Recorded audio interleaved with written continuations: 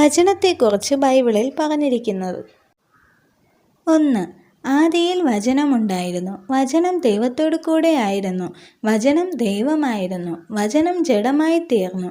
കൃപയും സത്യവും നിറഞ്ഞവനായി നമ്മുടെ ഇടയിൽ പാർത്തു. യോഹന്നാൻ 1:1. 2.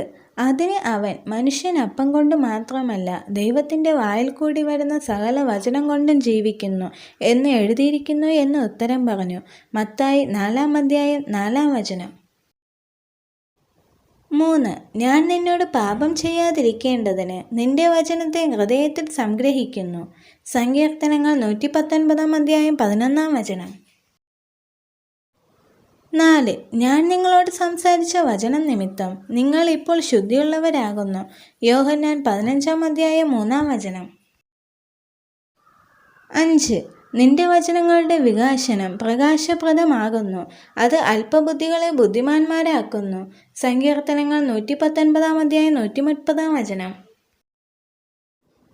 6. സത്യവചനത്തെ യഥാർത്ഥമായി പ്രസംഗിച്ചുകൊണ്ട് ലജ്ജിപ്പാൻ സംഗതിയില്ലാത്ത വേലക്കാരനായി ദൈവത്തിന് കൊള്ളാകുന്നവനായി നിൽപ്പാൻ ശ്രമിക്കുക.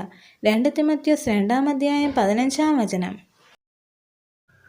7. ദൈവത്തിൻ്റെ വചനം ജീവനും ചൈതന്യമുള്ളതായി ഇരുവായ്ത്തലയുള്ള ഏത് വാളിനേക്കാളും മൂർച്ചയേറിയതും പ്രാണനെയും ആത്മാവിനെയും സന്ധിമജ്ജകളെയും വേർവിടുവിക്കും വരെ തുളച്ചു ചെല്ലുന്നതും ഹൃദയത്തിലെ ചിന്തനകളെയും ഭാവനകളെയും വിവേചിക്കുന്നതുമാകുന്നു.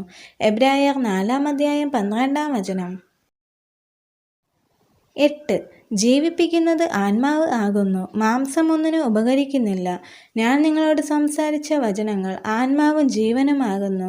യോഹന്നാൻ 6:63. 9. ആകാശവും ഭൂമിയും ഒഴിഞ്ഞു പോകും, എൻ്റെ വചനങ്ങളോ ഒഴിഞ്ഞു പോകുകയില്ല. മത്തായി 24:35. 10. ഇപ്പോൾ ജനിച്ച ശിശുക്കളെപ്പോലെ രക്ഷയ്ക്കായി വളരുവാൻ വചനമെന്ന മായമില്ലാത്ത പാൽ കുടിപ്പാൻ വാഞ്ചിപ്പിൻ. 1 പത്രോസ് 2:2.